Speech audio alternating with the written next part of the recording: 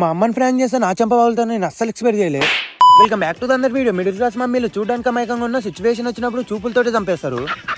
ఇంక ఈ రోజు మ్యాటర్ ఏంటంటే మహిళా సంఘాలకే మెయిన్ లీడర్ అయిన మా అమ్మతో పాటు షాపింగ్ అయితే వెళ్తున్నాము. ఆడ లేడీస్ తో పాటు షాపింగ్ వెళ్ళడం నెత్తిన చుట్టూ రాలిపోవడం రెండు ఒకటే, ఎందుకంటే ఈ డబ్బును తిరిగి రావు. ఇది కరెక్ట్ గా చెప్పావు. ముందుగా మా అమ్మ కూరగాయల దగ్గరికి అయితే దొరికొచ్చింది. ఇక్కడికి వచ్చాక మా అమ్మ ఏమన్నా నడవాలంటేనే భయం అవుతుంది, ఎందుకంటే మా అమ్మ చేసే బేరానికి కూరగాయల షాప్ అయినా భయపడతాడు.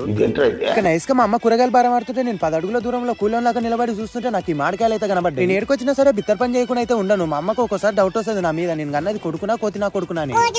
ఈ మామిడికాయతో మా అమ్మని ఫ్రాంక్ చేద్దామని ఫిక్స్ అయిపోయా. అది పుల్లగా ఉందా లేదని తాతని అడిగిన. ఒక్కటి తిని చూడు ఆయన అన్నాడు. తింటే అబ్బా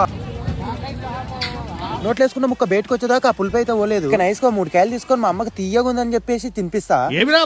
ఇక మా అమ్మ కార్లోకి వచ్చాక కాయ తీయగుందని నమ్మేయడానికి ఆ దళిద్రాన్ని నేను మళ్ళా తిన్నా. అది పీతి పుల్లగున్నా నా ఫేస్ లో ఎక్స్ప్రెషన్ చేయకుండా తింటున్నా అని చెప్పేసి మా అమ్మ నమ్మే ఓ ముక్క అయితే తిన్నది.